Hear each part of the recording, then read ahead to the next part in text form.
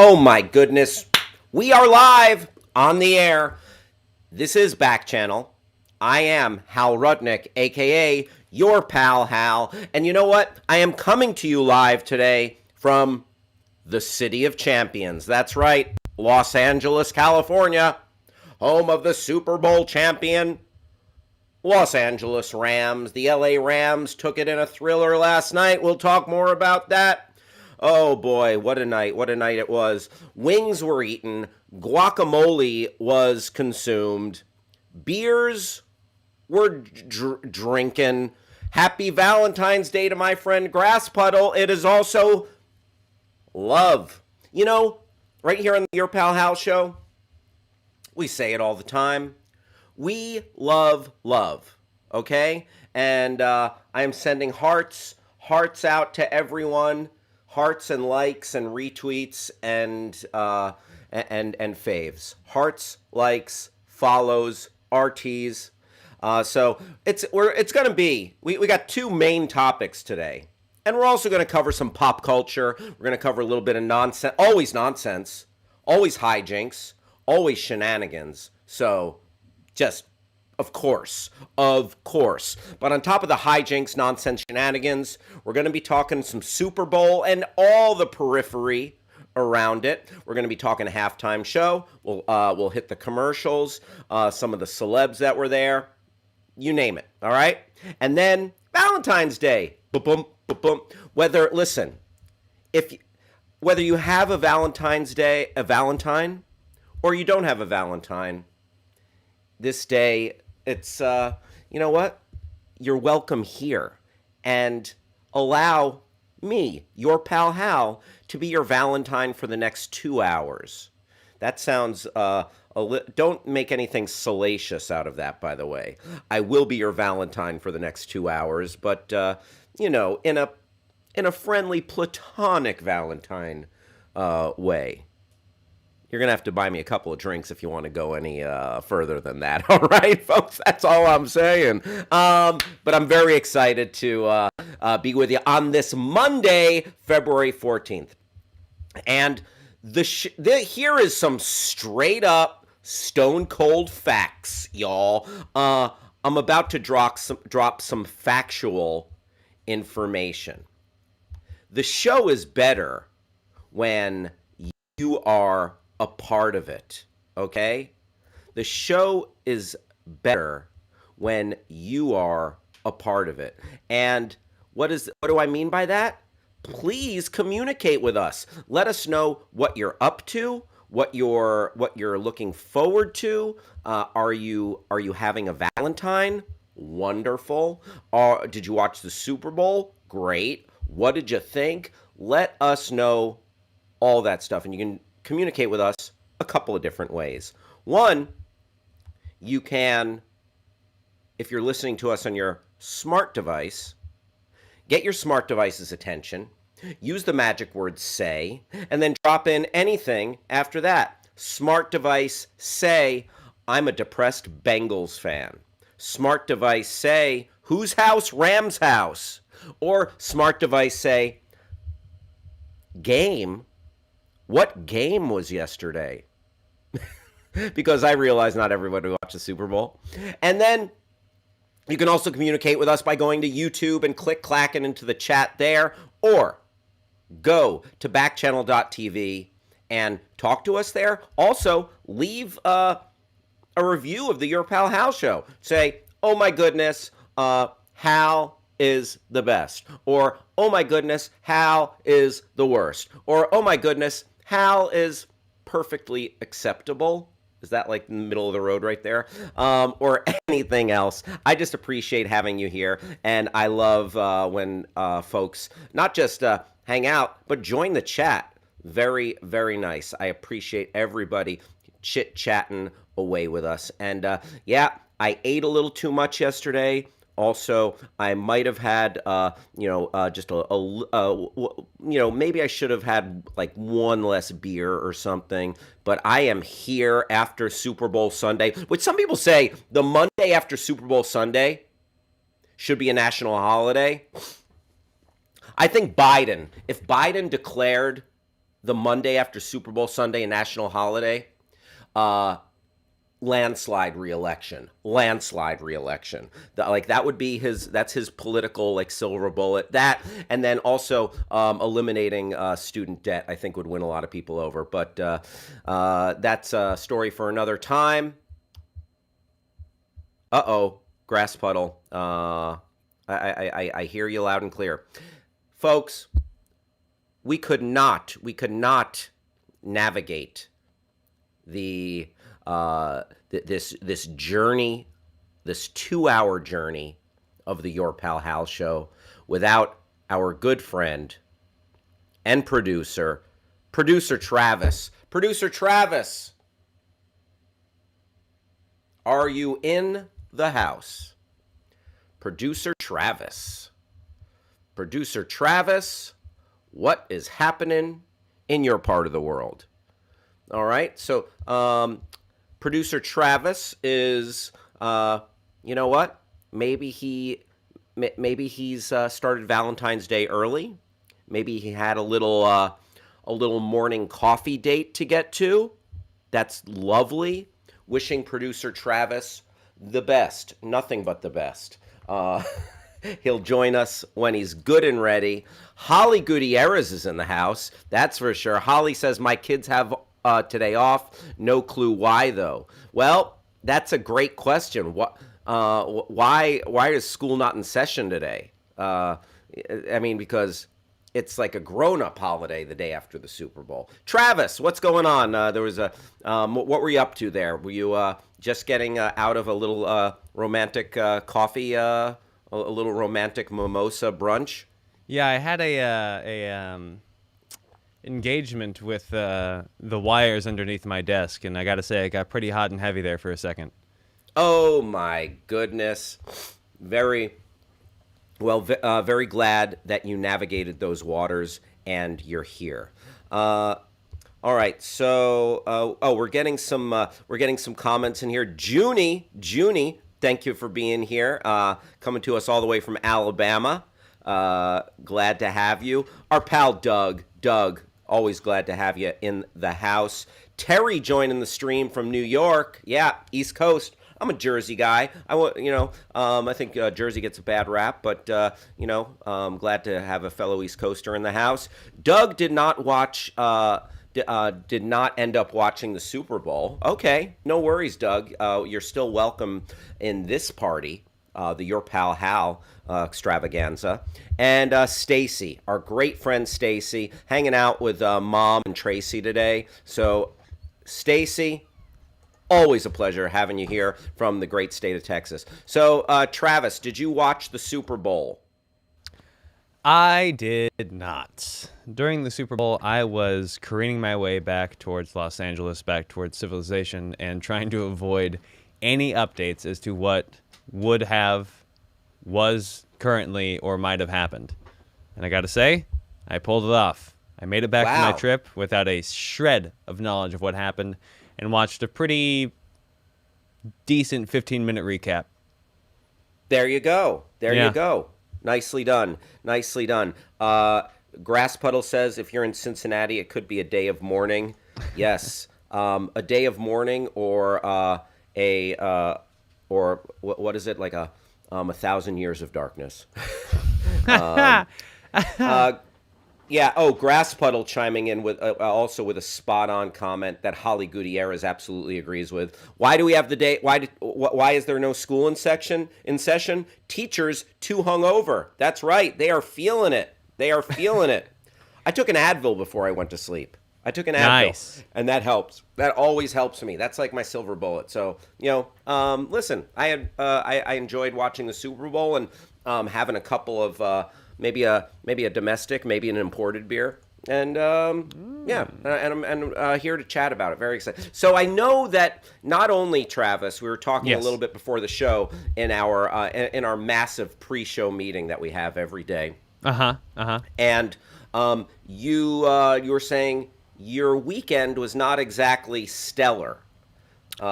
So, and I could say, if let me preface that by saying you went up for some somber reasons. My condolences again. Your family said goodbye to your grandmother's husband, who is sort of your adopted grandfather, and just a gentleman who you spoke of many times on the show. So again, my condolences to you and your family. And tell us about the trip, though. Didn't actually go off perfectly. No, and in fact, I had a bit of a. If you will humor me, I had a slight what we call a bit planned for this. Oh, sure. Is that all right? Listen, Okay, you put up with all my bits. I am, and not only that, I'm excited. I'm excited that you came in. Let's please. The floor is yours. Sorry, this was going to be. If not for the slight malfunction, this would have worked without a minor. But let me. Whoops, that's not what I want to do. All right, one sec here. So yeah, go ahead and just like introduce me again, would you? Certainly. There's no way we could get through this show without my friend and co-pilot here on the Millennium Falcon of the Your Pal Hal show. Let's welcome in producer Travis. Oh my goodness. What year is it? Oh, is that producer Travis or the Leonardo DiCaprio's character from The Revenant? Travis, what has happened to you? I was stranded on a mountain for 6 years. It took 3 days. What? Wait, was it 6 years or 3 days? It felt like 6 years. It was only 3 days. Oh my gosh! Wow. There was no hot water. What? No internet. It's the winter time, though. You can't take a cold shower in the winter time. That's what I thought. All right, I'm done with this bit. That's all I had for that. Thank you. Well done, well done. A lot of people said the Revenant, by the way, was like a bloated, self-important, just Oscar vehicle for Leonardo DiCaprio. I actually really loved the film. I thought it was super well done, and I was just on board. I like to think it could be both of those things. You know what? Listen, there's the duality of man. I absolutely see that, Travis. So, Travis, tell us about your long days journey into night regarding your trip to the Pacific Northwest, back up to Oregon. By the way, Gliss, who filled in, and delightful guy, he shares geographical.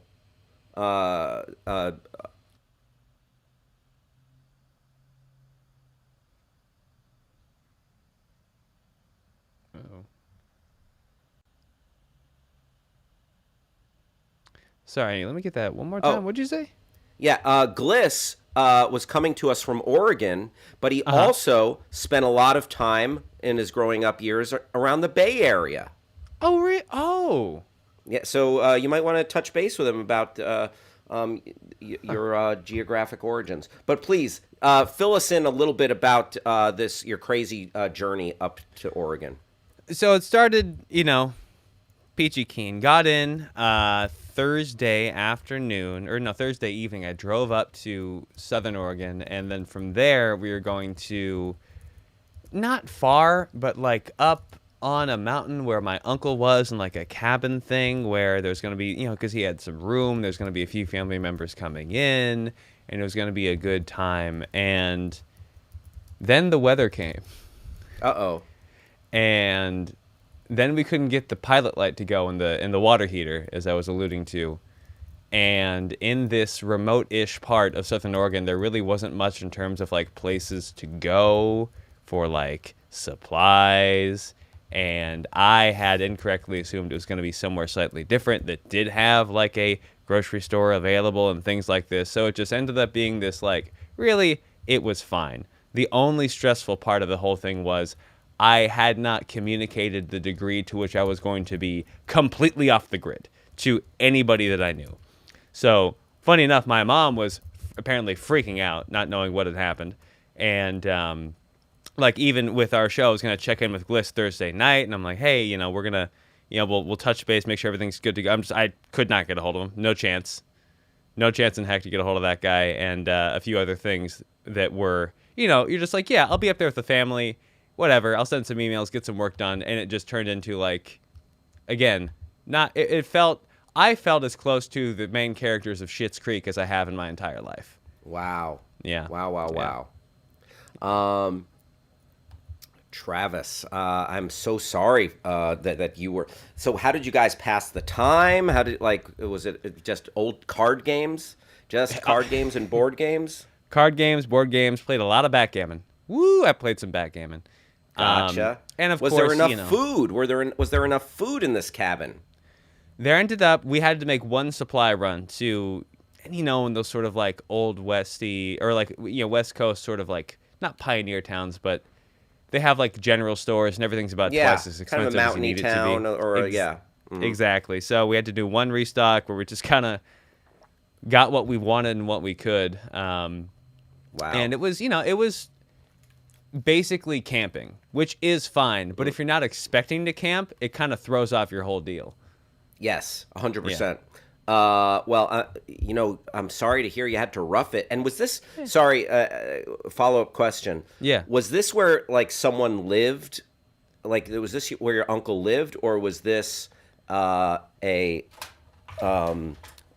a cabin everybody rented for the weekend? It's something that my uncle lived in for a time. He had moved back down the mountain since, but like like a decade ago now, his like retirement home, quote unquote, with his wife, my aunt, were like, yeah, we're gonna go fix up this cabin on the side of the mountain. It's gonna be great.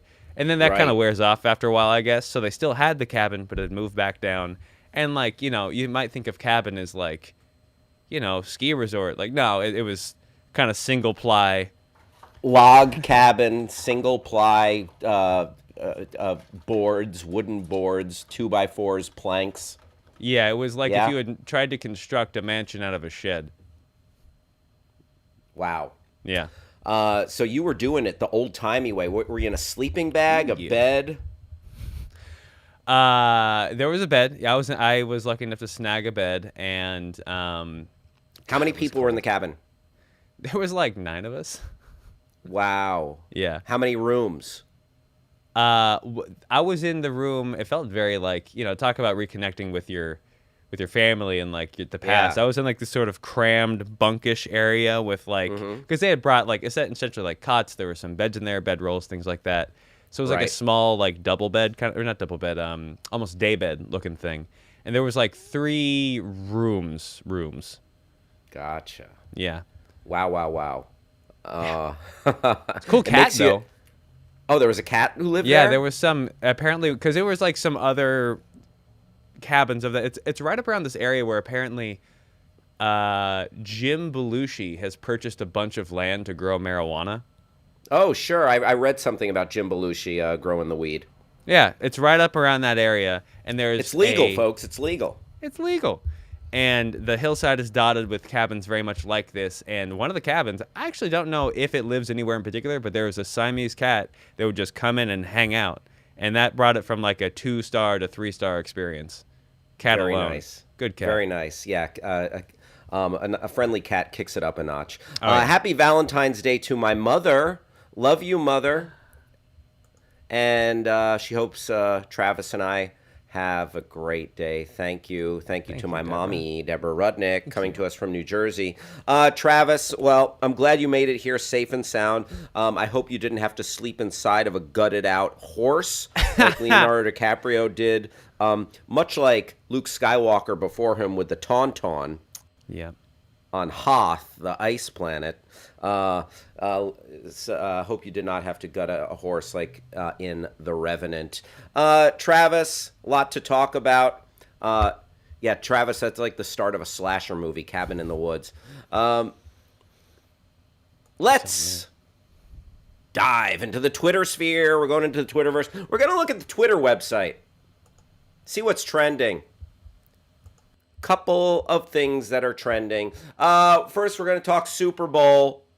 Just a little bit more wrap up, a little bit more of what went down. So it all started off. It seemed like at the top of the game there were more just like introductions of people, pauses. There's Naomi Campbell looking very fetching, and with her is that her child? Hitman Hudson joining the party. Hello, great to have you here, Hitman. Welcome to the party. So it seemed like there were more introductions of people, ceremonial moments than ever before. And then they brought in The Rock to do this like weird intro on the field where it was like, "We are gathered for a clash of titans." It was interesting. It definitely brought a little WWE aspect to it. I'm like, to me, it felt a little shoehorned and weird to have him on the field. But it is the Super Bowl. It's kind of a go big or go home, So, it was fun. It was a great game. Came down to the very end with it got slowed down with penalties a lot. Cooper Kupp coming in. His cup runneth over with yards and touchdowns and got an MVP trophy. And, yes, it had been a drought for the Rams, 20-some-odd years since they won. Last time they won, they were in St. Louis. Good to see Matt Stafford. Take the trophy. Let's see some of the trending tweets here regarding Super Bowl, Travis. Oh, our pal Hitman Hudson saying Aaron Donald robbed of MVP. Yeah, Aaron Donald took over the game defensively towards the end, and he really and the Rams needed him. Ex Atlanta Falcon, The Rock. Oh, was he Grass Puddle saying The Rock was was he drafted? I know he played football for Miami. He was like a linebacker or defensive tackle, defensive end for University of Miami Hurricanes. The Rock with a The Rock can do it all. The Rock can do it all. All right, Travis, let's take a look at some what you pulled up there, Super Bowl wise. All right, so Odell Beckham Jr. There he is. He got he injured his knee, but still scored a touchdown, and he was a big part of the Rams' late season push. Suffered second ACL tear in left knee in 16 months. Yeah, that's tough. Good luck to him. Hitman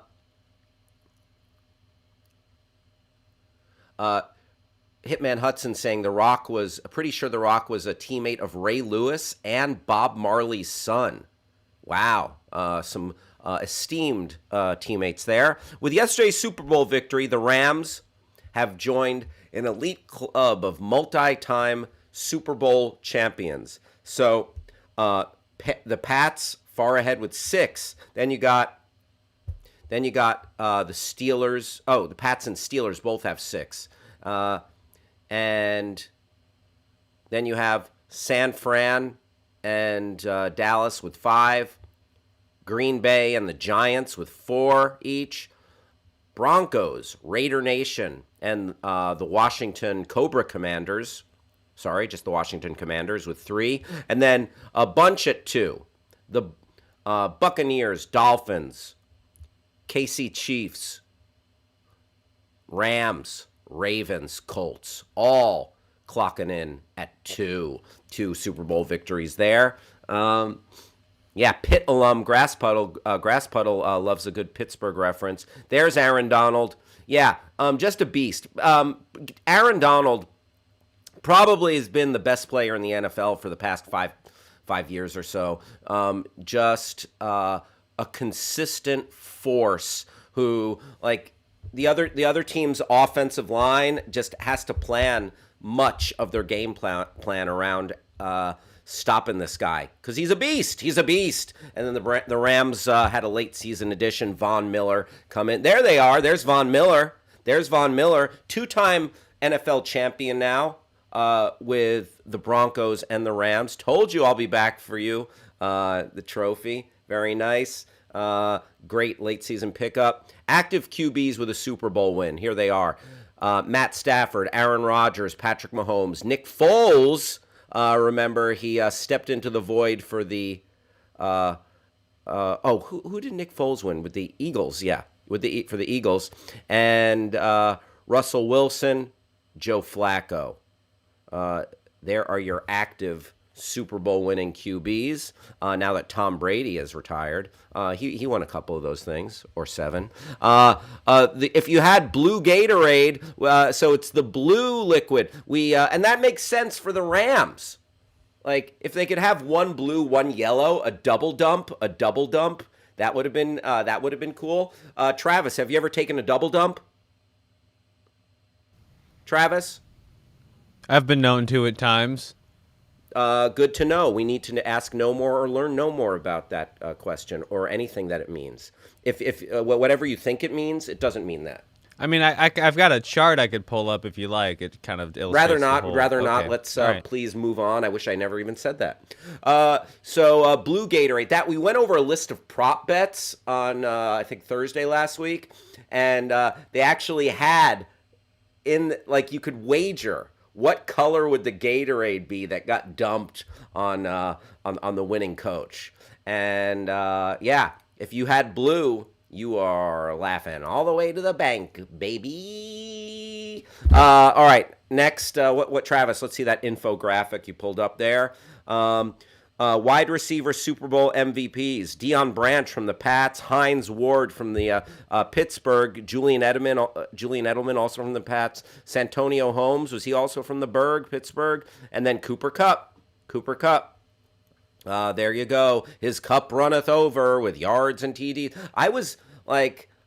Listen, I'm not going to lie. I got a little drunk last night, all right, watching the game. And at one point, I was just making way too many Cooper Kupp puns. Like, oh, that's better than a cup of noodles. Or, a lot of his cup runneth over. Maybe saying like, ooh, you don't want to get hit in the cup. Grass puddle, yes, nicely done. Two wide receiver Steelers MVPs. I've been there. I lived through watching those games. Very nice grass puddle. Shout out to the Berg.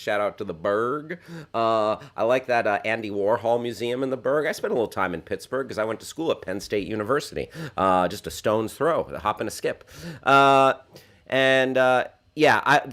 What other cup? Yeah, don't get hit in the cup of noodles, the Stanley Cup.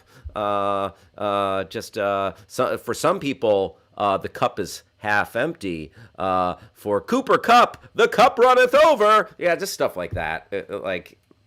Honestly, how does my wife put up with me? I don't know, but I am thankful. Pun machine last night. What else? Anything else trending there, Travis? I don't think I've ever played for more in my career. I was playing for DT. Dedicate Super Bowl win. To his Denver Broncos teammate, wide receiver Demaryius Thomas, who passed away. He died very young this past year. He was only in his early mid-30s. Demaryius Thomas, Super Bowl champion with the Broncos. So that's nice to hear Von Miller dedicating that to him. And then there's Whitworth, Andrew Whitworth, Walter Payton, Man of the Year for his dedication to philanthropy and charity, and Super Bowl champion, and a nice aging gray-bearded 40-year-old gentleman. I think one of the oldest guys in the NFL right there. And there he is holding the Lombardi Trophy. And quite a game. Let's talk about some of the peripherals around the game here, folks. All right, so I had my hands in the air like I just didn't care when that Super Bowl show halftime show came on. Did anyone else do that? Did anyone else throw their hands in the air like they just didn't care when that Super Bowl? Stacy says cup of noodles is better than a cup of beer. Cup of noodles is better than anything else, really. Stacy, big fan of the cup of noodles. Ruan joined the stream. Ruan, very nice to have you here. We're talking a little football. Whitworth. Older than both coaches, also left the Bengals to the Rams. Oh, Thank you for those Whitworth fun facts, Grass Puddle. Appreciate that. So yeah, I was definitely grooving, moving and grooving. And I think I was sitting, but I was like this during like most of that halftime show. I was like, yeah, yes, yes, yes, yes. Yeah, really just enjoying the heck out of it. I like the way it was staged. Any tweets on there regarding the big halftime extravaganza? I like the set. I like the staging. The way they divvied up the songs and everything. Everybody had their moment. I wish Dre and Eminem did Forgot About Dre. Nowadays, everybody want to talk, like got something to say, but nothing comes out when they move the lips. Just a bunch of gibberish. But like they forgot about Dre. There's Kendrick. That was very cool. Big O Music. Snoop Dogg was smoking a joint right before going on. This is Big O Music. I'm about to actually I have a story. I'm going to bring that up. And you know what? Snoop Dogg smoking a joint right before going on is like an athlete drinking a Gatorade. That is Snoop Dogg. Like that is Snoop Dogg. That's like Popeye and his spinach. That's like, let me ask you this. When Thanos is going to go to battle in Infinity War or Avengers Endgame, he's going to put on his Infinity Gauntlet, okay? If Luke Skywalker is going to face down some Siths or the Empire, he's going to bring his lightsaber. If Snoop Dogg is going to spit on the mic, he's going to have his sticky icky. I mean, yeah.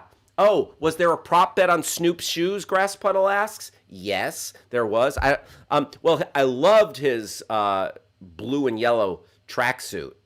Like he was wearing this blue and yellow sweat combo. Like that was very LA, very Rams. It was sick as hell. It was sick as hell. So I would think he would have color coded his shoes to blue and yellow. But I don't remember seeing them exactly for sure. My mom says, I do not think there was one mask in those 70,000 people. The masks I did see were on a lot of the crew, the TV crew, the guys like pulling cable and holding the cameras and stuff. I think they were masked. Also, Jalen Ramsey got face masked on that Bengals touchdown. So there was a face mask penalty there that did not get called. Ooh, that was a close one. My mom enjoyed the game, pleasantly surprised since I hardly know much about football. Very good. Oh, yeah, and Kanye West's weird mask. Yes, so we're going to talk a little Kanye in a sec. Big O Music saying, yeah, Kanye West was wearing a ski mask. Judd Apatow had some great tweets about Kanye's mask. Travis, give you a heads up. When we talk about Kanye, if you want to find Judd Apatow. Actually, can you find that right now? If you don't mind, Travis. Judd Apatow's tweets about Kanye West, they were pretty funny because Judd Apatow, the director of 40-Year-Old Virgin and producer of many other films and so on and so forth, he was sitting right behind Kanye West. And he had some very funny things to say. And Kanye was wearing a ski mask. Kanye, had this face covered, and it wasn't like a mask with eye holes and a mouth hole. It was just a full facial covering, incognito Kanye. Listen, Kanye's gonna do Kanye. A mini dive into Judd Apatow. Thank you, Grass Puddle. Any luck there? Go run to the car and get some diamond encrusted earmuffs. This thing is way too hot. There he is. There's the man, the myth, the legend, Kanye himself. What else? There were a few more from Judd Apatow. He had several good ones. So he was like, Judd Apatow was riffing on, oh, yeah, let's see that. I'm sitting near Kanye. He seems very hot and sweaty in the mask. I overheard him say, man, I wish I didn't go with the mask today, but now that I'm in it, I can't really bail on it. Do you think I could lose it at halftime? Seems like a logical place to make a change. His friend said, no, you have to commit. Then Kanye said, I wish we would have cut some more vents in this thing. Then his pal said, I told you to go with the creepy contact lenses, but you didn't listen. You never listen. Go Rams. That's great. That's great.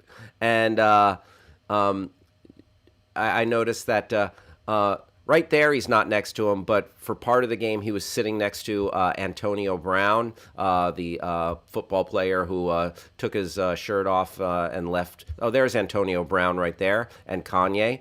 And also Kanye's kids, I think, North and Chicago were there. So, yeah, a little family affair. You know what? I'm glad he figured out the mask situation. That's, that seems like a fine way to handle your business. Half the game masked, half the game, mask reveal. There you go. So Kanye West. Yeah, but like I was saying, really dug that halftime show. The one thing, like I saw, it was universally loved, except for like and I don't even know. There's that meme of that kid who's just like, vein bulging. 50 Cent hanging upside down when the camera went to him. Mary J. Blige, she was crushing it. Eminem, Lose Yourself. Yeah, I wish they did. Forgot about Dre. And Dre and Snoop were on point. Kendrick. I could have gone for more of most of these folks. I could have gone for more Eminem. I could have gone for more Kendrick. I do wish that Ice Cube showed up, maybe with MC Ren, and they did a little NWA medley. But I don't know, like if let's just say if right-wing folks were bent out of shape about, and I don't think they were. How could you? It was like, but some people were calling it, oh, is this the is this political? Is there like, I think they were just. They were singing, they were rapping, they were doing their thing. Like, I don't think there's any need to bring politics into this. But some people jokingly were, and they were, and the people who are chatting about, oh, the far right didn't like this halftime show because it was too black or whatever, which is silly to me. I think it's just, listen, if you like music, if you appreciate, like, just good times, it was a banger. Maybe it was a little boomery. It was a little, I realized, I saw a meme that said, if you're excited about this halftime show, it's time for you to book your colonoscopy. Because it's like people in their 40s or over are like, oh yeah, this slaps. This is my jam. But that being said, I was talking about NWA. If they brought in the full NWA to do the song F the Police, that would have sent people a little bit like, what, at the Super Bowl halftime? I agree they should have brought a West Coast rapper as a surprise guest, if anything, but 50 Cent performed well. Yeah, 50 Cent was great, and 50 Cent is part of that whole family tree, the Dr. Dre family tree, which is Eminem, 50, and so that's super cool. And listen, hard to ask for more. NWA could have done F the referees instead. F the refs. Nicely done, Grass Puddle. Travis, anything else on the music tip before we move on? And any other tweets worth looking at? Let's see. Snoop Dogg's outfit inspiration is that the rug from Aladdin? I think it was Rams colors and a bandana, but Super Bowl halftime show was a lesson in dad dressing. Yes. Okay. I love this. Because, yeah, this is, not a lot of logos, black nondescript. Yeah. Oh, I would. I've worn that. I've worn all of these out. Well, I've worn at least 3 of these outfits. The Dre outfit with the leather jacket and like, yeah, that speaks to my. You want to once you hit your 40s, you start thinking that much more about being age appropriate in how you dress. Eminem, oh sure, baseball cap, tasteful very similar to Dre, Eminem. Oh, and Jordans. Yeah, I will top off an outfit with a pair of J's for sure. I'm absolutely a sneaker guy. I got plenty of sneakers on the floor right here, right now. Kendrick, yeah, that's like, dad getting spiffed up for an event. Kendrick is dressed as a dad getting dressed up in that nice suit. Snoop Dogg, oh yeah, dad's letting his hair down a little bit. Dad's letting his hair down, wearing his fly tracksuit. And then 50 Cent, that's like, dad just wearing the tank top. Dad wearing the tank top and a tasteful pair of slacks. Very much a lesson in dad dressing. Modern dad style. Modern dad style. They should put out a catalog. Is this the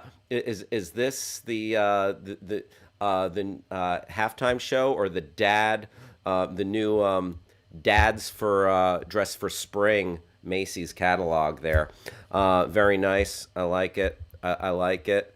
Ruan says they like my shirt. Thank you, Ruan. Appreciate that. Tim, our friend Tim in New Hampshire says, were Judd Apatow's tweets amusing at first, but then went on too long? Oh, I like what you did there, Tim. Like many a Judd Apatow movie, including Funny People. Funny People was great.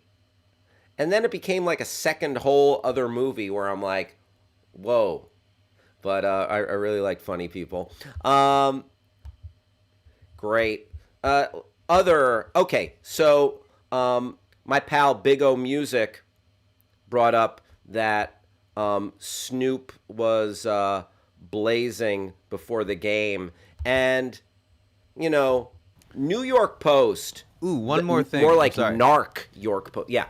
One more thing. Hit me on with the it. music front, if anyone missed it, that was, in fact, an Anderson .Paak sighting on the drums with Eminem. Very nice. Very nice. And shout out to the music director of this entire show, because it was an absolute feat of music direction, getting all those pieces moving together like that. Good Lord.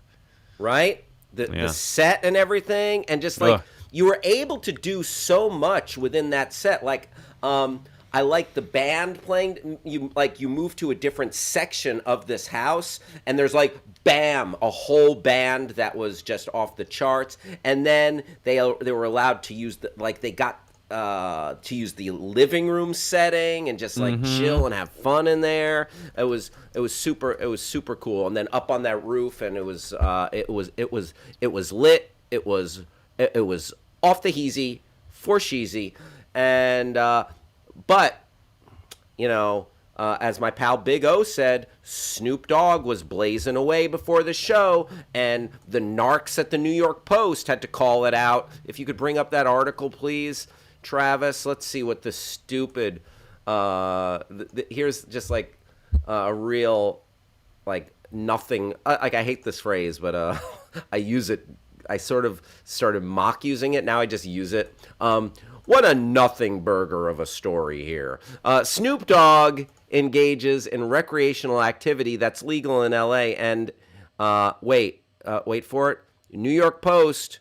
It's legal in New York. Post that. Okay, so if you would click on the article, please. I'd love to just read this article about Snoop Dogg. Snoop Dogg smoking it. I think we have the link there in the rundown. Snoop Dogg smokes weed right before star-studded Super Bowl 2022 halftime show. My mom says I did underestimate the halftime. I guess I am too into 40s music. Sure. My mom likes the big bands. All right, so yeah, there's Snoop Dogg having a little puff Like, who cares? Snoop has a free pass to smoke weed anywhere in the world, literally anywhere. Yes, like if Snoop Dogg is visiting the White House, if Snoop Dogg is visiting the Vatican, if Snoop Dogg is visiting like Pyongyang, anywhere, Snoop needs to be able to smoke. I'm sorry, that's he's a very fine ambassador. Uh, Holly says big band music rocks for Sheezy. I enjoy it. My mom and I would listen to a lot of big band thanks to my dad, among other things. Before taking the stage for Sunday's epic Super Bowl 2022 halftime show, Snoop Dogg had something of a pregame warm-up. In a video currently making the rounds on social media, Snoop Dogg is seen smoking what certainly looks like weed in the moments leading up to the star-studded performance, which also featured Dr. J, Mary J. Blige, Kendrick Lamar, Eminem, and surprise guest 50 Cent. All right. Let's scroll up a little bit there. There we go. Snoop.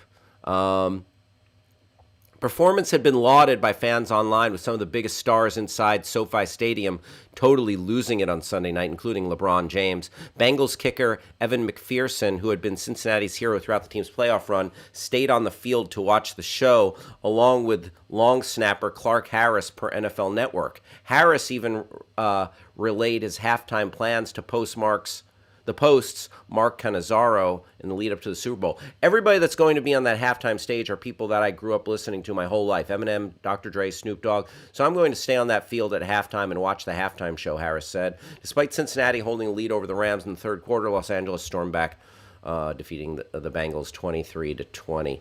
Yeah, it's like, how is that news? It would be news if Matt Stafford smoked a joint at halftime.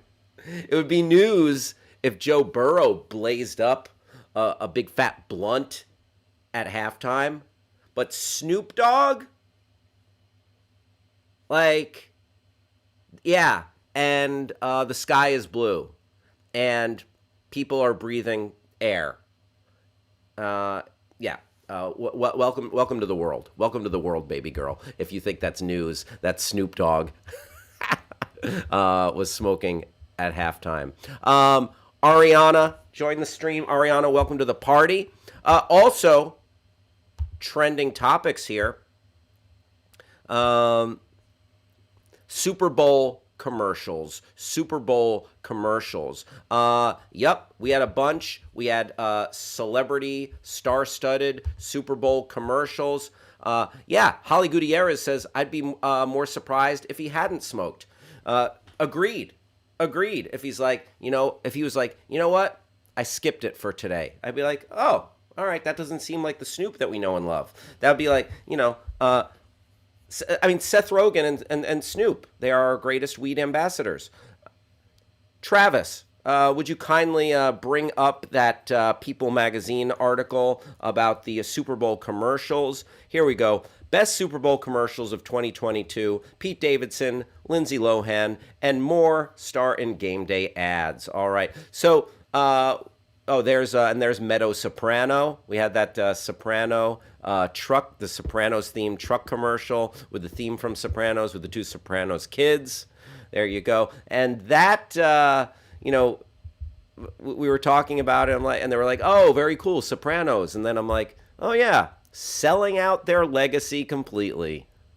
Meh. All right, let's take a look at some of the Super Bowl commercials that are listed here. Super Bowl commercials, one of the trending topics from the big game. So, Chevy had this Chevy truck, all-electric Silverado Sopranos ad. There you go. Yep, driving through New Jersey. Grass Puddle missed all the commercials. Well, let's help you out with that. Yep, you had this mock Sopranos opening with Meadow Soprano, and what's the actress's name that played Meadow Soprano?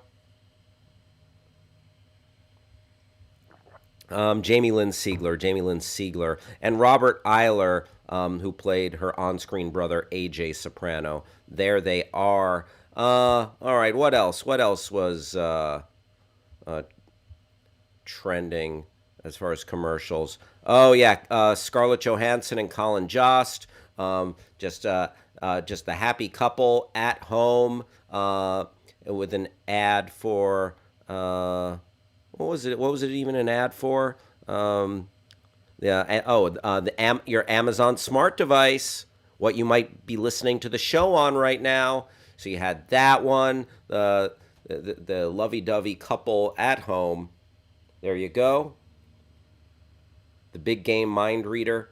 A Planet Fitness ad. So these Planet Fitness ads, they've been pulling in like all sorts of weird celebrities in their ads right now, and so you have this Lindsay Lohan, Dennis Rodman, there's William Shatner, 90-year-old William Shatner in the ad. Quick Valentine's Day alert. Oh, there's Danny Trejo and Lindsay Lohan. Crazy. Happy Valentine's Day from Debbie Butterfield. Happy Valentine's Day from Travis's mom. Very nice, very nice. Okay, let's see some more of these Super Bowl commercials. Hellman's mayonnaise with Pete Davidson. Yep. Listen, if you want to be trending, get Pete Davidson in there. And they brought in Gerard Mayo, the football player, to tackle among others, Pete Davidson in this commercial. So a lot of people, maybe Kanye got a laugh out of that, seeing Gerard Mayo tackling Pete Davidson. Oh yeah, and there's this NFL linebacker taking out just all sorts of unsuspecting people for wasting food. Oh yeah, here's Pete Davidson and not tackled. Oh, tackled. There you go. Kanye West is happy about that. Michelob Ultra Superior Bowl. So this is a bowling alley where all legends show up. Peyton Manning. We have a surprise appearance by Serena Williams at the end. There's Steve Buscemi playing, the bowling card based on his appearance in The Big Lebowski. Oh, but his character's dead. Yeah, so it's Lebowski centric, but his character, so it's not the same character. Okay, I just had to recalibrate myself. There's Jimmy Butler, great Miami Heat player. Superior Bowl, where the legends come to bowl. Peyton Manning. Steve Buscemi. Like, it would have been cool if we had the dude. It would have been cool if we had Jeff Bridges. Here comes, there's Brooks Koepka. Golfer Brooks Koepka was playing pool. Yeah, Serena. There's Serena, GOAT. GOAT status achieved. Serena Williams in the house. All right, let's see what else we got here commercial-wise. Budweiser, Clydesdale's Journey. Yeah, more Clydesdale. Listen, they love these big horses that pulled their carriages. Clydesdales. There's a horse. Oh, look at that good looking. Oh, jumping over the barbed wire. Took it with. Oh no. This horse is hurt. Oh, getting taped up. There we go. Very nice. All right. Saw enough of that. Peacock. So commercial. Directed. Oh wow, the Budweiser commercial. You know what? If you said Nomadland's award-winning director Chloe Zhao would never sell out, well, you'd be wrong. No, everybody, listen. She's a director. She got paid to direct a Super Bowl commercial. Good for her. Good for her. Here's Will Smith promoting the more dramatic Bel Air, the new reboot of Fresh Prince of Bel Air. Very nice. And there he is, rhyming, and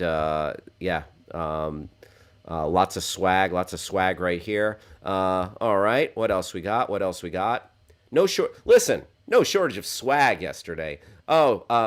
Mike Myers, Dr. Evil. You had Rob Lowe, Mindy Sterling, who played the Frau, and then Seth Green right here in maybe. And does this have people clamoring for Austin Powers 4? Perhaps. There's Rob Lowe wearing a Zai patch. The ageless Rob Lowe, who we did a poll a while back. John Stamos versus Rob Lowe. Rob Lowe took it, aging better than Stamos. I would have picked Stamos there, though. All right. Anything else? Anything else there in the trending commercials, Travis? Toyota. There's a big. These brothers are into Toyota. All right. I'm not interested. Scrolling. Oh, yeah, baby. Yeah, grass puddle. Yeah. That's the funniest pitch for these brothers are into Toyota. Yeah. I mean, what was I watching there? Who are they? They're the are they property Olympians? brothers from that. No, oh no, Oh, wait. No. Wait. Are they? Yeah, they weren't the property brothers. Oh, I thought they were the property. Story of the they earned 10 Paralympic medals for Canada after Brian, who started to go blind due to an untreatable degenerative eye condition. Brian became the country's most decorated winter Paralympic. Good story. And I appreciate especially the visually impaired element. My father was legally blind for the last 10, 15 years of his life. Coinbase. This was the big one. This set Twitter on fire. So was this the this was the floating the floating symbol to click on. Yeah. So yeah, just they had a floating barcode for you to take a picture of, and then it would take your phone to Coinbase. And I didn't click on it. I'm like, whatever they want me to do, I'm not going to do it. Yeah, did you click on it, Travis? No, I was still. I didn't even know. Still I was flying, still on my way flying. home. Still in the air. Yeah, and then I come back and everybody's talking about a QR code. I'm like, huh? We're doing QR codes QR again? QR code. Yeah, yep. Well, I started doing QR codes that much more heavily during the pandemic for menus. A lot of restaurants I would go to have QR codes so you can go paperless with the menu. Right. So that QR code, it was just a QR code bouncing on the screen for what, a minute, 30 seconds. Yep. So yeah, it was just begging you begging to suck you in for like that real time click right then and there. You know what? I was like, don't need it, don't want it, not gonna do it. Travis, I think that's it. There you go. There's a roundup of some of the more popular commercials. I don't know if we mentioned the Larry David. They left out Larry David shilling for crypto. Larry David shilling for crypto. There you go. Those are the Super Bowl commercials. Travis, we've gone a little too long without talking about love. Love for sale. Happy Valentine's Day again, everybody. Let's see what's trending under the hashtag Happy Valentine's Day right here. And Travis, if you want, I can go through it because I just don't want any risque. How would you like to do that? Would you like me to go through it? That's a very good idea. Yes. Okay. And then as I'm not going to see what you because I'm going to be on another screen here. So as I'm going through this, if you want to show anything, I'll call feel out free some, just to pop up. Yeah. From Miss Piggy, everyone. From Miss Piggy. On Happy Valentine's Day, self-love is just as important as any other kind of love. And if loving yourself means buying yourself a dozen cases of bonbons and watching rom-coms all day, vous are just like moi. And there's Miss Piggy. Miss Piggy, a little self-love on Valentine's Day. I'm surprised she's not wishing a Happy Valentine's Day to Kermit, though. Like, what up? What up, Miss Piggy? Yeah. No. Okay. I'm gonna have to Why are you not wishing Whoa. Kermit a happy Valentine's? Y'all break up? Stirring the pot. WTF? How is that? Why are you not wishing Kermit a happy Valentine's? Y'all break up? WTF? How's that sound, Travis? Oh yeah, Tweet sounds it. great. We need answers. Yeah, you're I just damn watched right them we up at do. Treasure Island over the weekend, and they have great chemistry. What happened? Nice. All right. Here's E News tweeting, no words, just love emojis. We hope these two are having a good Valentine's Day. It's just an elder couple, They look to be in their 60s, dancing on a beach. Oh, thanks, E News. You're really tugging at the old heartstrings. Oh, I love these basketball. Here's Miami Heat wishing happy Valentine's Day. Here's Victor Oladipo. Has he even played a game for them yet? You make my heart sing. I don't know who this is. There's no. Oh, Max Strus. There's no Strus without us. PJ Tucker, best sneakerhead in the game. I'm always in your corner. Nice. PJ Tucker. Really like that guy. Great story about playing basketball overseas and coming back for a really productive NBA career. Champion with the Milwaukee Bucks last year. Bam Adebayo, I'd never block you. Bam Adebayo, big man in the middle. He's going to block some shots, but he'd never block you. This is great. I love it.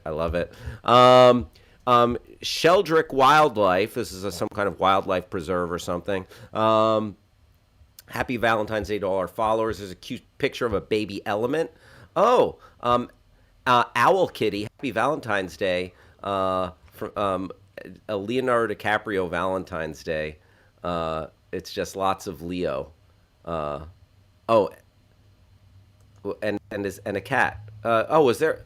Oh, it's just like Leo with a cat replacing Kate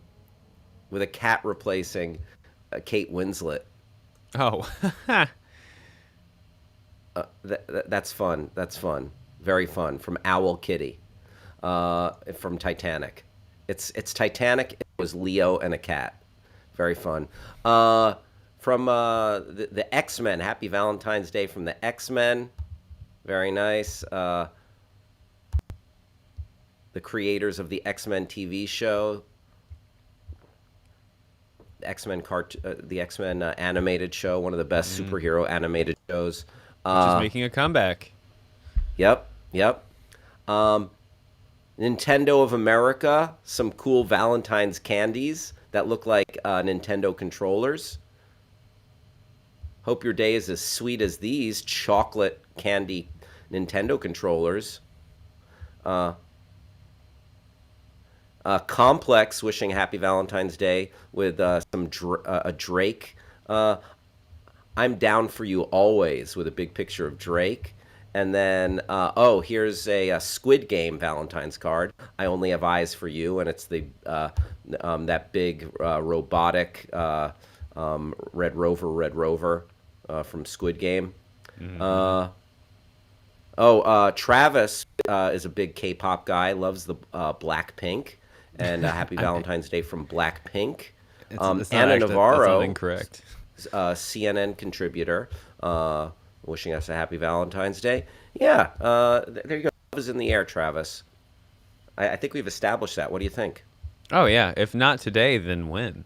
If not today, then when? Let me see if there's anything back from Miss Piggy. No, I did get a like, though. There. Just one like so far. That's a little bit disappointing. See how that goes, how that develops as the show. Yeah, so far not promising.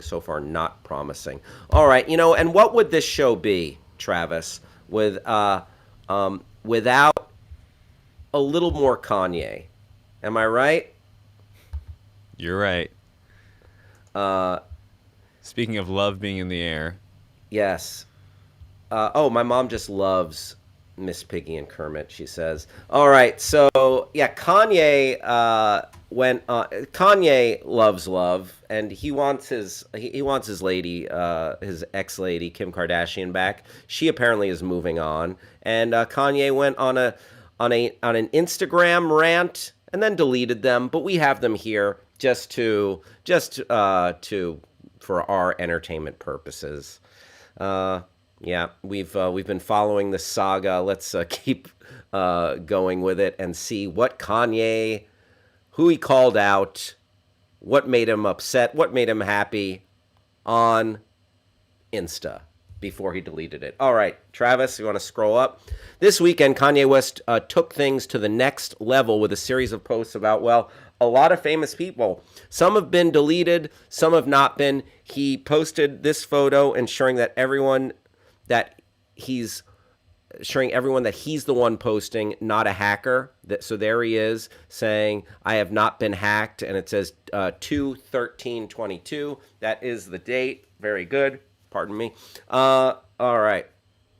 So that is Kanye. There's one of his masks, his full face mask that I guess he wore and made him a little too hot during the game. Here are some of the celebs he's called out and what he mentioned. He posted a paparazzi photo of Pete Davidson, who's dating his soon-to-be ex-wife Kim Kardashian. Kanye called him a name, an unflattering name, and said he's Hillary Clinton's ex-boyfriend.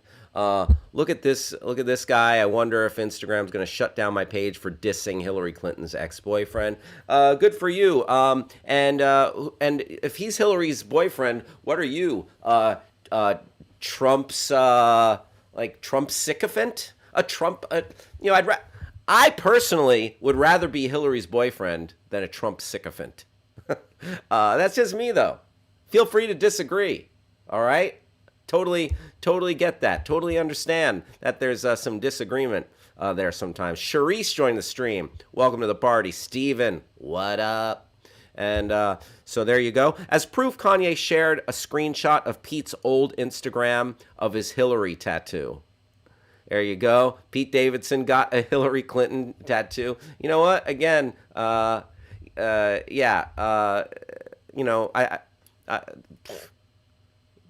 great.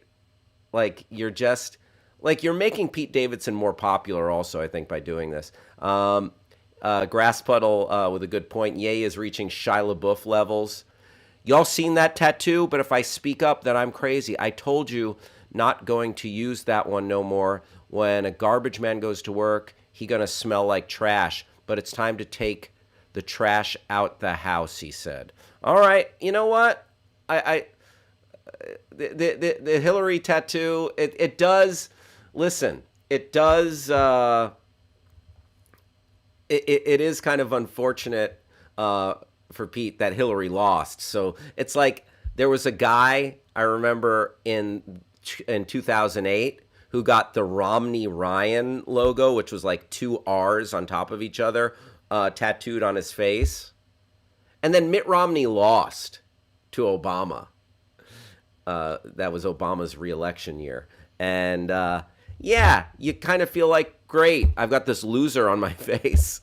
So yeah, unfortunately, yeah, Hillary Clinton, that Pete did pick the wrong horse for tattoo. But yeah, rather have a Hillary tattoo than a Trump tattoo any day.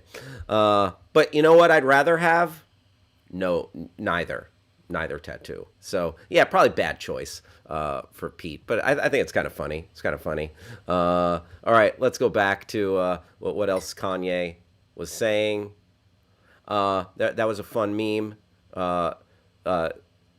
Civil War, Marvel Civil War, but instead of Iron Man and Captain America, it's Pete Davidson with Kim. It's probably Kid Cudi, Billie Eilish, Taylor Swift, and then on the other side you have Kanye, Kylie, Drake, Travis Scott, Future. There you go. Quite a civil war indeed. Very nice. Oh, let's keep going. I know Kanye tweeted at Michael Che from Saturday Night Live, and let's go back to the caption there. This ain't about Skeet. He's calling Pete Skeet. People forget about selling the narrative. He's just playing his part in Frozen 3, except it's not in theaters this time. It's on Daily Mail. Tell Bob and the entire Disney staff you wasted your money on Star Wars and Marvel because even though it makes money, you never control the high schools. Okay. Kanye's talking about his sphere of influence, I guess. In the same post, he threw a jab at Pete's bestie, Machine Gun Kelly. Right? No one's ever heard a Machine Gun Kelly song, Bob. Yeah, I mean, I couldn't really name off some Machine Gun Kelly songs, so might be right. Might be right. Is there anything else? Anything else? There's Machine Gun Kelly. Oh, okay, so yeah, then there's stuff about Ariana Grande and Mac Miller and Pete Davidson. So yeah, just a disturbing rumor about Pete Davidson. Yeah, Kanye's just grasped it. Like Pete Davidson is living rent free in Kanye's head. Pete Davidson living rent free in Kanye's head. Yeah, there's just dumb stuff. Yeah, this is just like a dumb magazine ad, for a Calvin Klein ad from Machine Gun Kelly and Pete Davidson, who are besties. Yeah, just two stupid dudes being stupid. Like that's the intentional thing there. Two stupid dudes being stupid.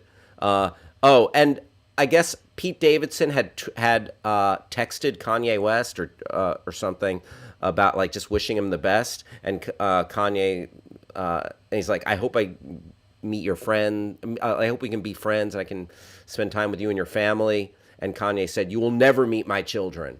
And then one of the funniest things to me, like here's the post, like Pete texted Kanye, I respect you as a man. I never get in the way of seeing your children, blah, blah, blah.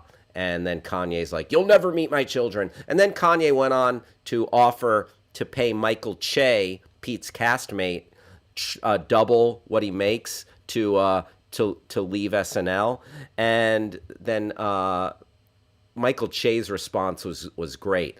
I will never betray my friends unless you pay me triple. And then Michael Che listed like a list of demands for Kanye West, and it was pretty funny. Good, nice troll level comeback from Michael Che. So yeah, that's just a look at all like some of it. He also called out Kid Cudi. It was too much. Then he went back and deleted a bunch of it. And there you have it. Kanye West is renting out a big portion of his brain to Pete Davidson, rent free. All right, folks. Now it is time for today's Twitter account deep dive. We're going to do a medium deep dive. I think this is kind of a brand new hashtag we're going to explore today. I love the Oscars, the most glamorous night in Hollywood. All the stars will be there. Carol Burnett, Bob Newhart, Rock Hudson, Doris Day.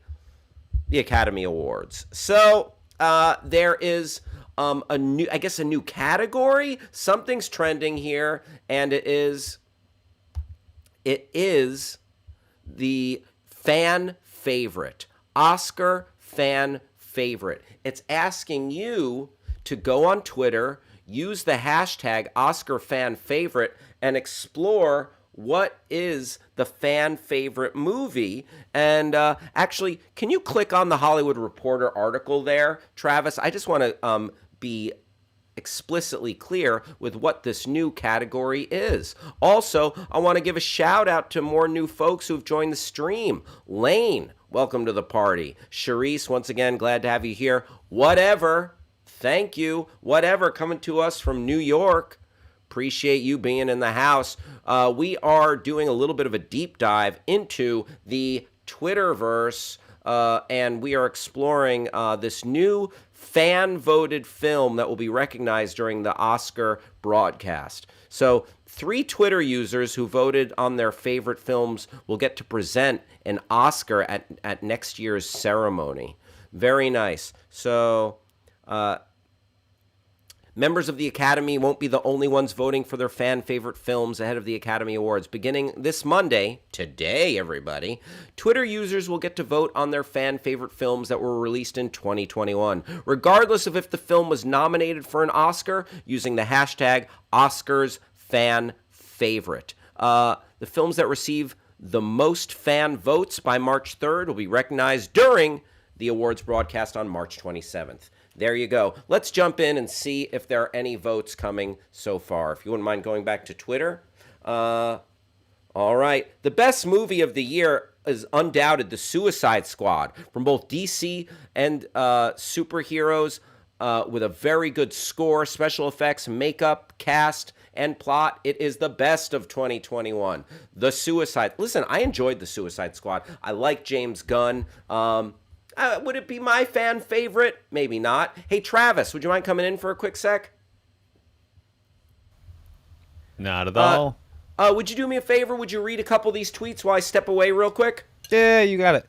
Thank you. Okay, let's see what people want out of the Oscars. So they're putting, much like the NBA All-Star Game or the People's Choice Awards, we're putting the power in the people's hands to select the movies they want to see. Here is a nomination in Spanish, which unfortunately I do not speak. That's more my fault than anyone else's.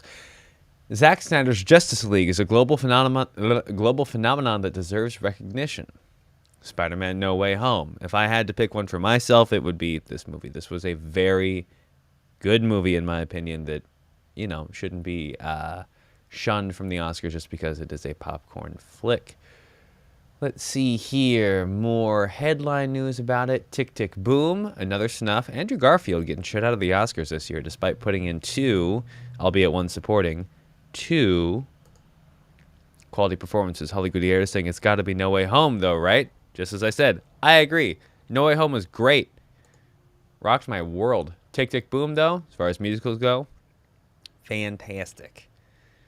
Suicide Squad, this is a good movie, but the wrong take, but everyone's entitled. Zack Snyder's Justice League. Again, a lot of DC. DC fans take to Twitter with force in ways that feel protective. But the DC fandom really just stands Zack Snyder, and they show up big time. There's actually it's trending. Like their goal was to make Zack Snyder trend for this thing, and they come together just like the same kind of contingent. I think there's a lot of Venn diagram crossover between haters of woke culture and haters of Star Wars: The Last Jedi, and there's so when The Last Jedi came out. They froze Rotten Tomatoes fan voting. That's right. Fan voting tomato meter, because they just went there without even seeing it, just armies of people voting it down and Captain Marvel. So that same contingent rallies for Zack Snyder. But here's the thing, maybe I become everything I hate because I really liked Zack Snyder's Justice League. I don't know if it's, I can't say that it's better than No Way Home, but it delivered the goods, and so it is there. Oh, by the way, I think Andrew Garfield was nominated for an Oscar this year. Oh, was he? Yep. Right. I'm nearly positive. You can double check I will, that. double check. No, I trust your judgment there, and I won't be concerned myself until you start tweeting out Zack Snyder hashtags. At that point. I mean, you never know. You never know. Let's take a look at a little bit more of this. Let's see. So the big superhero movies are getting voted on as fan favorite. One of my favorite films of the year was Barb and Star Go to Vista Del Mar. I wouldn't mind giving that a little bit of love.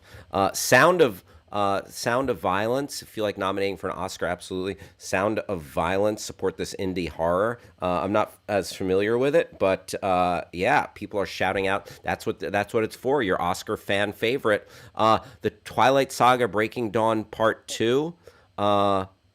Yeah, no, I think you misunderstood the assignment, Liz, on Twitter, because this is not a 2021 film. Yikes. Bad. Worst take so far. Oscar fan favorite. Time for cinema. Clifford. Clifford the Big Red Dog is someone's Oscar fan favorite. Great. Oscar fan favorite, just more on how to do it. A Justice League stan. There you go. More Zack Snyder's Justice League. Oscar fan favorite. There it is. Restore the Snyderverse. Oscar fan favorite. There's Steppenwolf in his razor blade outfit. It is 12:22 right here in the home office in the city of champions, Los Angeles, home of the world champion LA Rams. And we're taking you up till 1 o'clock. It is 3:23 on the East Coast, where we're going up till 4 o'clock. It is 2:23 in Omaha, Nebraska, the home of Rob Schaefer, attorney at law, where we're going up till 3 o'clock. And it is 8:23, where we will be going up until 9 p.m. Very good. All right. Any more? So, there's a Spider-Man No Way Home. You want to pop that up, Travis? Spider-Man No Way Home. There you go. Doc Ock. I love the villains. In Spider-Man No Way Home. So great to see. Willem Dafoe, Alfred Molina, and Jamie Foxx was really good in that too. Like that triumvirate of villain. I didn't see any for the Green Knight. Grass Puddle says I really enjoyed the Green Knight. We talked about that on my show that I co-host with Lon Harris. Binge Boys. Dev Patel and the rest of the cast, really fantastic. Joel Edgerton, several others.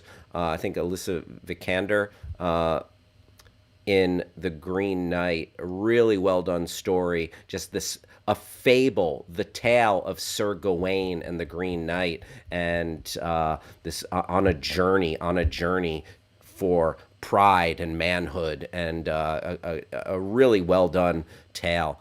Ooh, yeah, there's that spooky looking Green Knight right there. Green Knight, good stuff. Yeah, and Green Knight got shut out of Oscar nominations, and I mean the effects. It was a beautiful story that sticks with you. The images are really astounding, and they kind of haunt you. Green Knight, some very solid fare from A24. A24 just cranking out quality nonstop. All right, so you know what? I think we saw all that we needed to see out of that hashtag. Oscar fan favorite, March 27th. You're going to hear from the fans, and that's something we. It's just an ongoing conversation. Are the Oscars a little too pretentious? Is it a little too art house? Do they need to let the big films in? A couple years ago, there was going to be a best fan favorite or fan film or something category to allow more superhero films to be nominated, but then the backlash against that was swift and decisive. People didn't like that, and then it was done away with. But I don't know. In order for ratings and to get more people interested, it might be worthwhile. Every once in a while, a film comes along like Dark Knight, Black Panther, that receives some critical acclaim. Joker was nominated. But it's not. They haven't perfected that formula yet. 12:26. Thank you for hanging out right here with me, your pal Hal. Tim. Some people say release the Snyder cut. Tim from New Hampshire says release Hal's rejected segments. Tim, nicely done. I salute you, good sir. Maybe we will have to not just release, but unleash My rejected segments. Jayla joining the stream from Baltimore. Welcome to the party. Johnny in the house from New York. Thank you for being here, Johnny. Appreciate y'all coming along for the ride with me, Hal Rudnick, on the Your Pal Hal show right here on Backchannel. Right here on Backchannel. Good times. And, oh yeah, that Miss Piggy. Travis, we're up to 7 likes on that Miss Piggy tweet. 7 likes on that Miss Piggy tweet. Yes. Yeah, doing it. We really are doing it. Engagement. So much. So that tweet is really breaking the internet. All right. We talked a little bit about the Oscars. We talked about the fan favorite. Now let's shift gears. In our Recs and Reviews segment, we are going to go over the weekend box office. The weekend box office. My mom says smoochies for Millie. That's very nice. Millie is my sweet girl. Millie is the name of my dog. Mom, why you got to bring the room down and bring? Oh, Millie. Millie's my forever Valentine. Here's Millie, everybody. Oh, just doesn't pick it up. The screen. Millie, what a good girl. All right, shout out to all pets, good boys, good girls. All right, weekend box office. Here we go. Top 5 movies at the box office. We had some new releases. We talked about those new releases on Thursday and Friday, and let's see how they fared. Coming in at number 5, a very poorly reviewed film with our old and emphasis on old pal Liam Neeson coming in for more of that old guy action. Listen, he's got a certain set of skills. He wants revenge. Something's gone down. Something's gone wrong. And you know what? Those bad guys picked the wrong septuagenarian to mess with. I'm not sure how old Liam Neeson is. But Blacklight is the film. Blacklight is the film that came in with an anemic 3.6 million $3.6 million. Blacklight coming in at number 5. Coming in at number 4. Oh, it might be the fan favorite for the Oscar fan favorite. Travis is voting for it. Holly Gutierrez would give it her vote. And coming in at number 5 is Spider-Man number 4, Spider-Man No Way Home, still hanging in, still stacking chips, making money, $7.2 million for Spider-Man No Way Home. Travis, you just got a message. One of your friends just arrived, Travis. One of your friends is in the house. Tasi Mokaf. Tasi. What is your message? What is your message there? Is that an inside joke for you? Yeah. It's, how do you pronounce that You wouldn't message? get it. I'm sorry. How do you pronounce it? Yeah, though? I keep telling them to stop hitting me up at work. It's not professional, but that's right on. How do you pronounce that message? Ong. There you go. Blacklight budget says 43 million. Ouch. Will they ever make it back? Grass Puddle, thank you for the box office stats. All right. Coming in at number 3 is Owen Wilson, J-Lo coming together to celebrate love on Valentine's Day. Marry Me. Real tug at the heartstrings, heartrending story. Marry Me, starring J-Lo and Owen Wilson and South American music star Maluma. 8 million opening weekend, 8 million. And that is, Marry Me is also streaming. It's also streaming, so that might have affected its haul. Coming in at number 2, a movie that we talked about a bunch on this show.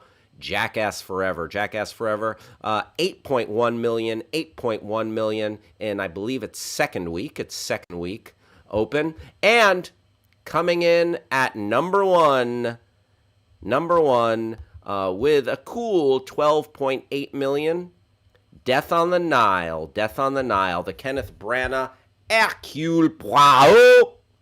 Hercule Poirot is the detective who is played by Monsieur Kenneth Branagh, also directed by Kenneth Branagh. A star-studded affair with Gal Gadot and Russell Brand and Armie Hammer, who is buried in any promotion of that film because he I guess he's some kind of weird sex creep or something. Yeah. Armie Hammer, one of the weirder stories of the past couple of years. There you go, your weekend box office, and that list coming to us from the fine website Box Office Mojo. Box Office Mojo, your weekend box office. There you go. I really want to see that Jackass movie. Still haven't seen it, and I just enjoy the hell out of that. Also, shout out to Rachel Wolfson, who's the new female member of the Jackass crew, and just straight up killing it. And she is has been a great participant in our show Tournament of Nerds. So it's nice to see her doing well. Tournament of Nerds, our fun comedy show. All right, it is 12:33 here in the home office, and now, you know what? Because it is Valentine's Day, a lot of people are like, including me, I'm like, what is Valentine's Day? Is it like the origins of it? I keep hearing from people that this holiday is a trumped up holiday cooked up in the laboratory at the greeting card company. Okay? So is that where Valentine's Day is born from? We're about to find out. Thanks to the authority on history, the History Channel. Travis, would you kindly bring up our Valentine's facts brought to us by the History Channel? Oh, look at those gorgeous flowers, some gorgeous flowers. So we're gonna do a little bit of a deep dive into the history of Valentine's Day. So whether you're going to be with your Valentine or whether you're going to be alone staring into the void, we can tell you what's the deal with Valentine's Day. So, Valentine's Day occurs every February 14th across the United States and in other places around the world. Candy, flowers, and gifts are exchanged between loved ones, all in the name of Saint Valentine's. But who is this mysterious saint, and where did these traditions come from? Find out right here. All right. So, ancient Rome, the ritual of Lupercalia that welcomes spring, the card-giving customs of Victorian England. Let's scroll down. All right. The legend of Saint Valentine. So here is like a saint holding like some sort of like star or like some sort of force from beyond, and he's like in a dungeon, super creepy picture. Let's see what they say about this Saint Valentine. Saint Valentine. Where did Valentine's Day originate from? The history of the holiday and the story of its patron saint is shrouded in mystery. We do know that February has long been celebrated as a month of romance, and that St. Valentine's Day, as we know it, contains vestiges of both Christian and ancient Roman tradition. Who was St. Valentine, and how did he become associated with this ancient rite? Scroll for more. The Catholic Church recognized at least 3 different saints named Valentine or Valentine. Oh my God! It's just instead of solving this for me, it's getting more confusing. All of whom were martyred. They weren't married. You know what? I started reading this. All of these saints were married. They were martyred. Martyred, you know what? Some people would say, oh, getting married, you're martyring yourself.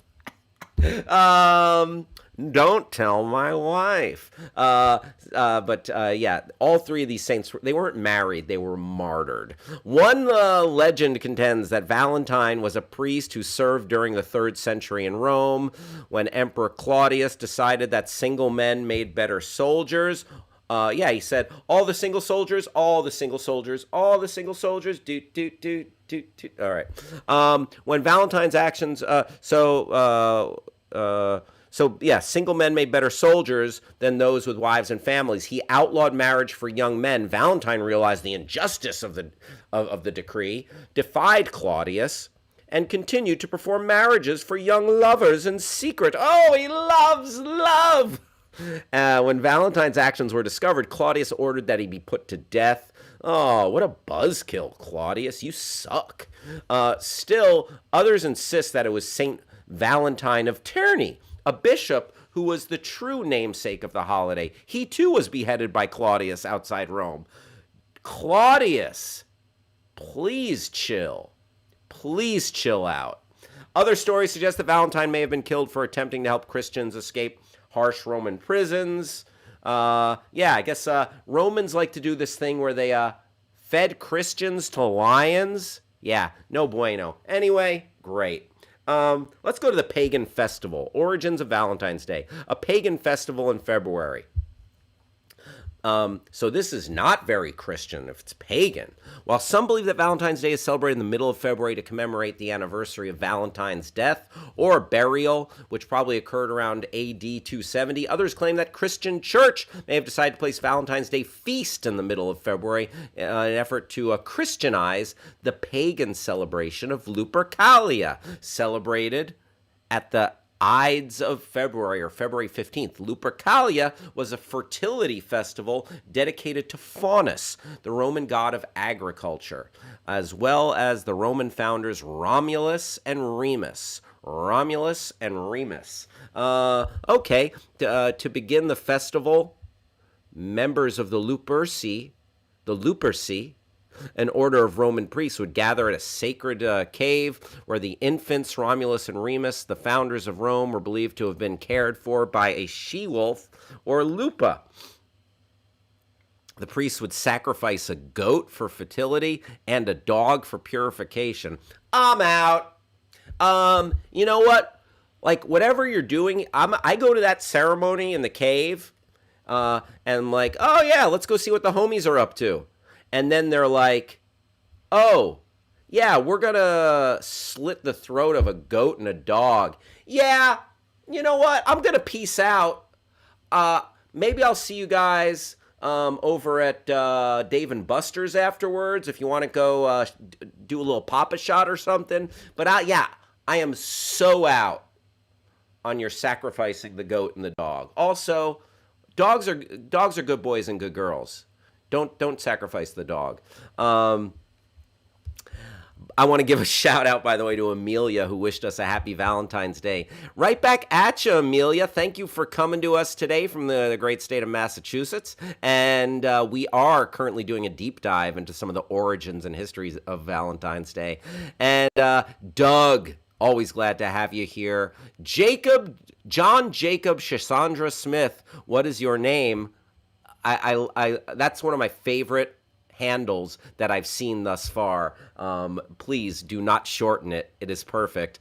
Ryan, thank you for joining the stream. Coming to us from the great state of Pennsylvania. I myself went to Penn State University, and I'm a fan, very much a fan of many things Pennsylvanian. Ryan, thank you for being here. All right, let's keep going with this deep dive into Valentine's Day. Oh, Grandpa Simpson. That's a great Grandpa Simpson gif. Sorry, there was this didn't fully load. This was a hangover from your bit about showing up to the party, seeing debauchery, and leaving immediately. That is Abe Simpson walking into a strip club, seeing his grandson is working at the desk, immediately putting his hat back on and walking out the door. I love it. I love it. Yeah, that's like, you're getting ready to do some. Your religion involves sacrificing a live thing. All right, you know what? I'm gonna bounce. Let me know how that goes, or don't ever speak of it to me again. You know what I'm saying? Yeah. Even back in the old days, I'd be like, really? I don't need it. I don't need it. All right. Let's see what else with Valentine's Day. We've got the romance, little cherubs. So Lupercalia survived the initial rise of Christianity, outlawed. Blah blah blah blah blah.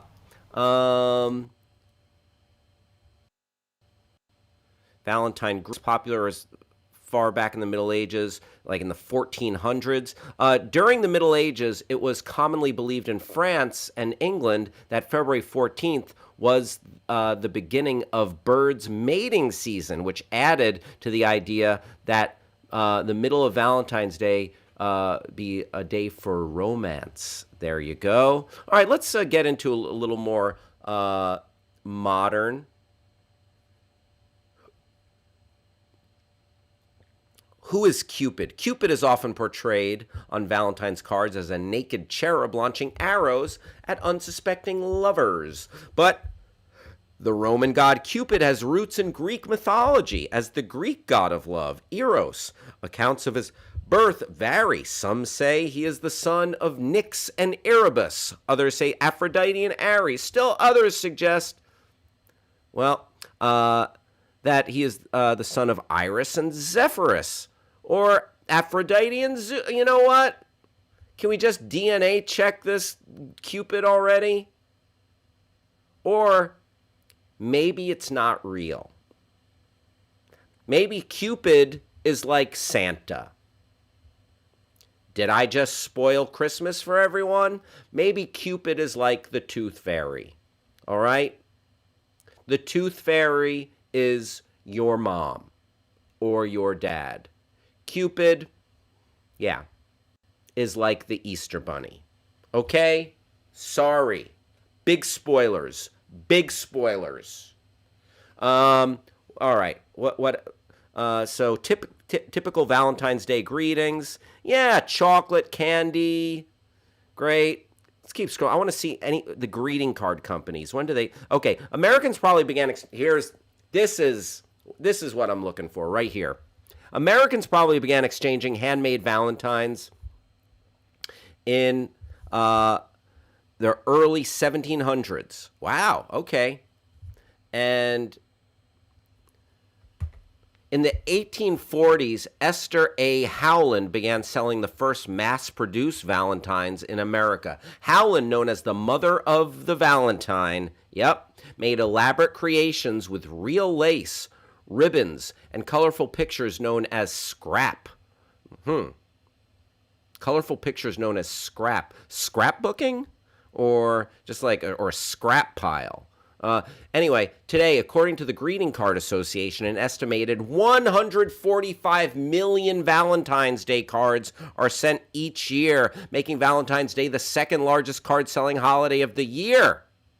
More cards are sent at Christmas.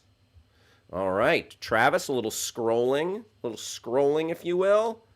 I have also, in a separate window, pulled up these here, Victorian-era Valentines that could be mean and hostile. Here's a banger that they have at the start of a gallery that reads, let's see here, I have to pull up the full text on this other thing that I have here. Let me know what you got. Oh, boy, where did that just go? Come on, there it is. Oh, I don't know.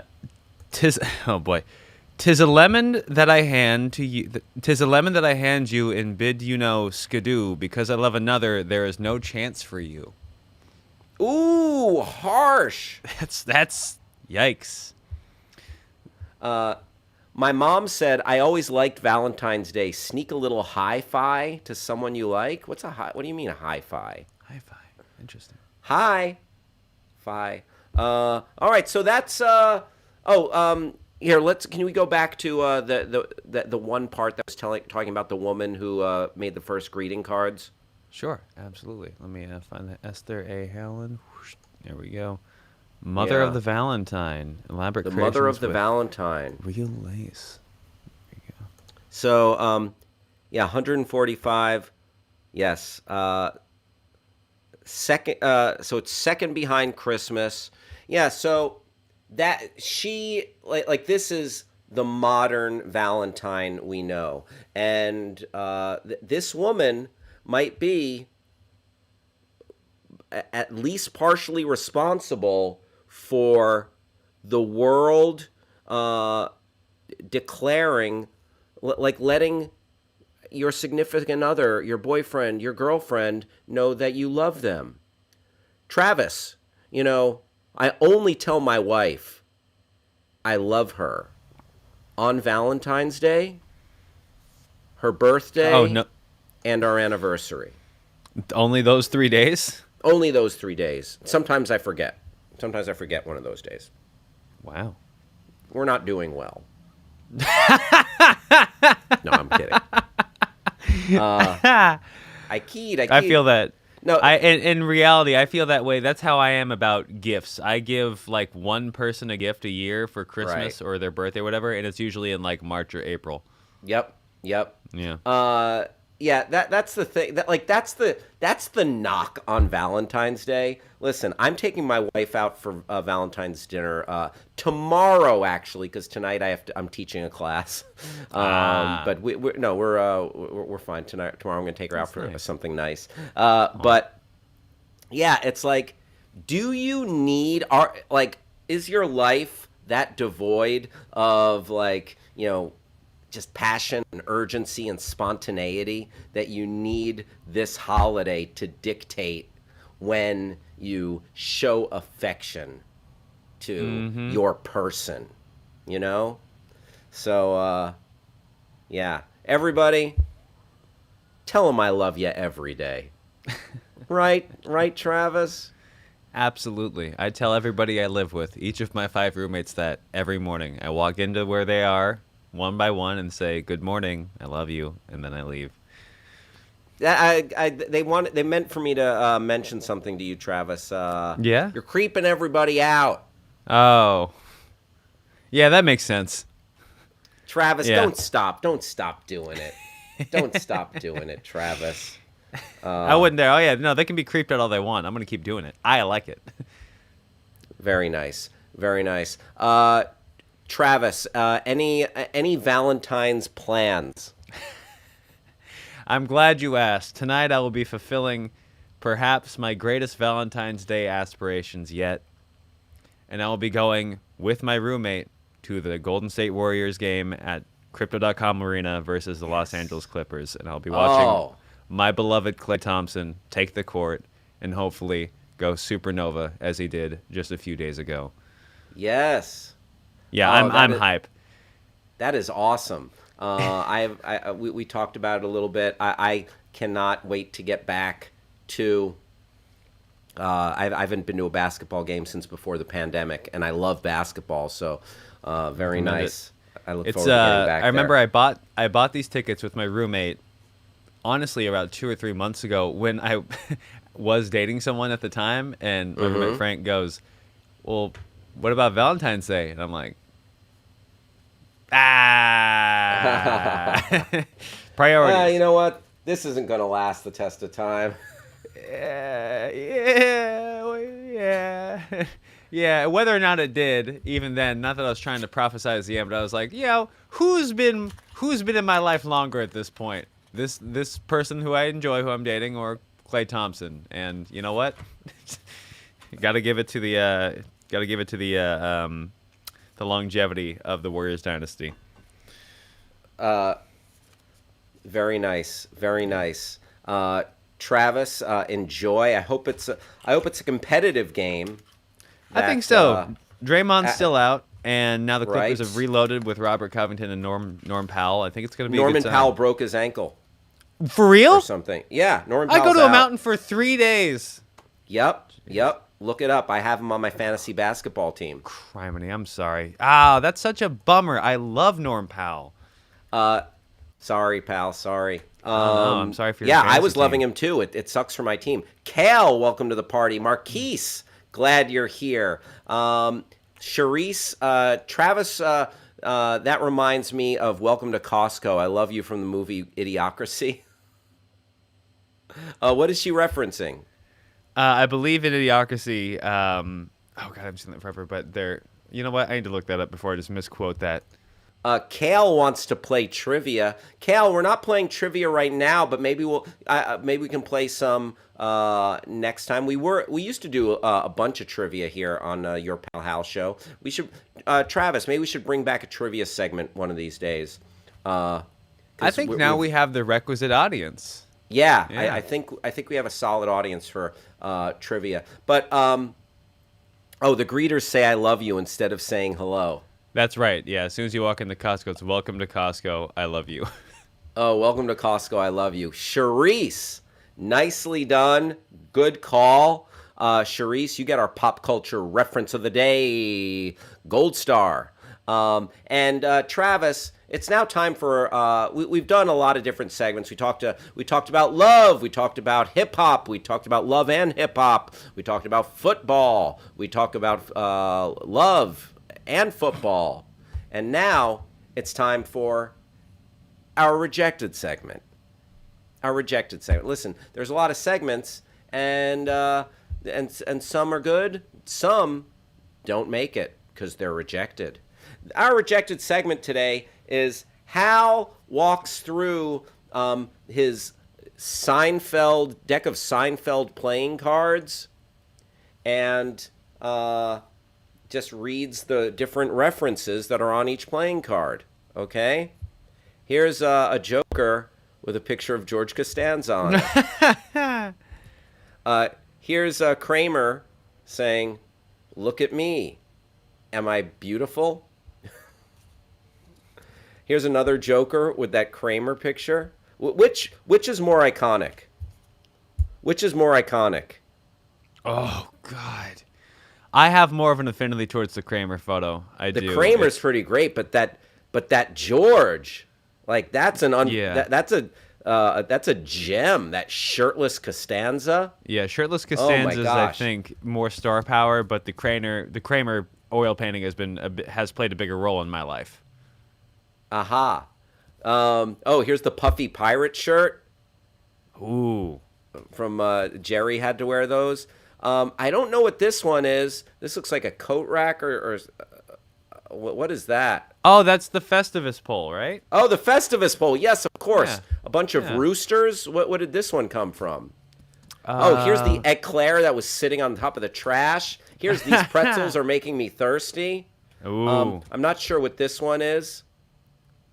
What What kind of award that is? Is it a stand-up comedian award or something?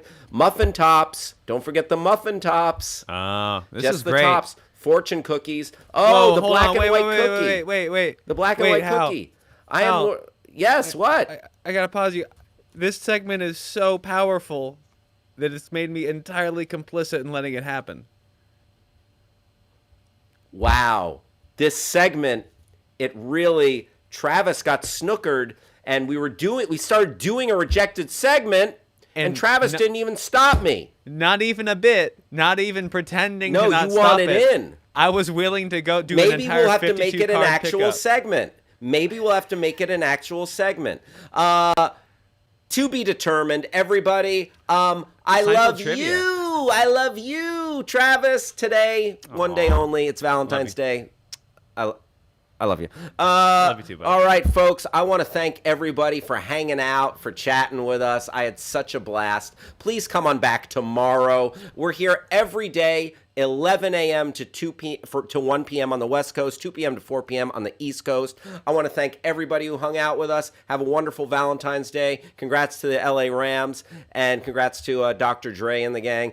And thank you, everyone at Backchannel. Please stick around for the excellent Mario Smith and the Drive with Mario Smith.